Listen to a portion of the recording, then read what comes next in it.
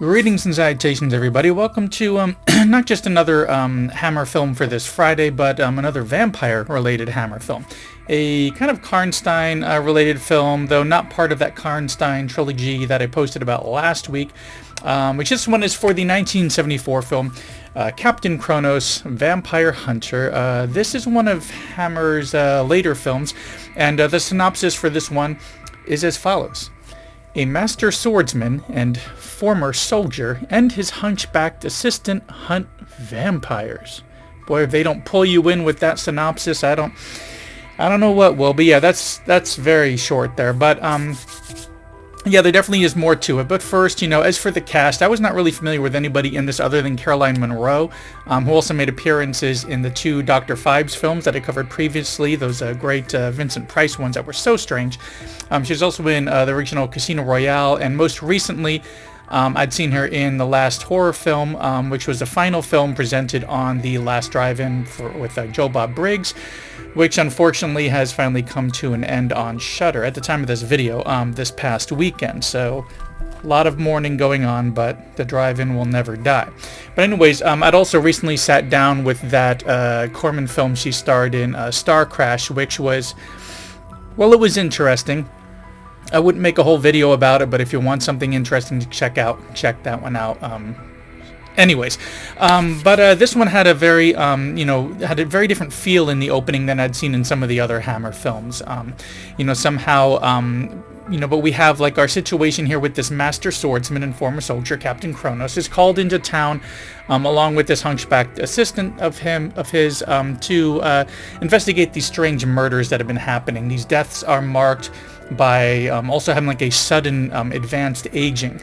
That's the first thing that kind of stuck out to me on this one, the aging part, and we'll get into that a little bit more later. But this Kronos comes to town, and he's welcomed openly and is happy to investigate. You really get the sense that there's a lot of history between him and this Dr. Marcus who had called upon him. Upon the way is where Caroline Munro's character comes in. She had been kind of sentenced to the stocks for dancing on the Sabbath, and as repayment for them freeing her, she's kind of sticking around to help them out. But back to this aging thing, the rules that they have set up for vampires in this film really broaden things out, as they mention that there are several different kinds of vampires, each one with its own telltale signs to distinguish them, different weaknesses, and different ways to dispatch them. For example, to detect them, you can bury a dead toad in a box along the path a suspected vampire will be traveling. Once that suspect travels by, you open up the box. If the toad is alive, it is because the life force energy of that vampire had kind of brought that dead thing back to life. Weird stuff like that I was not familiar with, and definitely had me interested to see where else they could go with this. Now, throughout this investigation, we get our usual hints of who this vampire may be. Personally, I felt they made it pretty obvious, so when I heard that there was a big twist to be expecting in this one, I really expected to be dead wrong on that. But the only twist was the character looking very youthful and being of relation to the Karnstein family. So is kind of a Karnstein-related film, but not as deep as Vampire Lover's Lust for Vampire or Twins of Evil. It does seem like when Hammer was wrapping up their Dracula films, they wanted to dip into Karnstein, likely to change things up, for one thing, on just the overall tale that it was coming from, but also to bring women into the mix instead of just a different actor taking on Dracula, being continually compared to Christopher Lee after that. And that's something that I can relate to, as I remember back the lack of Lee in the only being the only memorable issue that I had with The Legend of the Seven Golden Vampires, the one that they teamed up with the Shaw Brothers for. I enjoyed the movie. I just would have liked Lee to have just come in for one or two scenes to be Dracula in that. So I could see them kind of pulling away from Dracula, going into Karnstein to try to, kind of prohibit any of, or kind of cut off any of that possible comparison of who's playing Dracula now, with new character background, new inspiration for it, and to be able to have some women in these roles as well. But yeah, that Legend of the Seven Golden Vampires, it's been years since I've seen it. That's one that I really want to revisit soon and kind of dive in and make a deeper video rather than just a general recommendation. But anyways, this film seems to be a tad padded, and Munro, she does great, but they didn't really give her much to do, except to be like a servant of sorts, spark a small, connection with Kronos in the bedroom or stable, and that was about it. You know, I hate to say that she was eye candy, but it sure seemed like that's why she was in this one.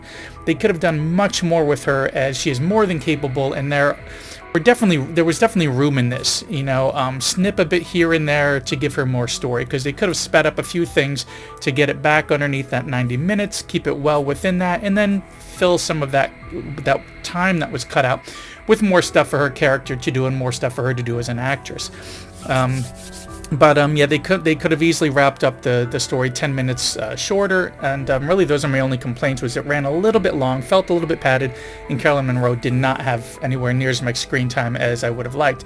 But it has all the stuff that I like about Hammer when it comes to that look and feel, the overall production, and it really was interesting. But it did seem like they were really like setting a stage for a series of these films, for like a new franchise perhaps, hinting upon this very interesting and troubling past that Captain Kronos had, seeing that could slowly be let out over several films.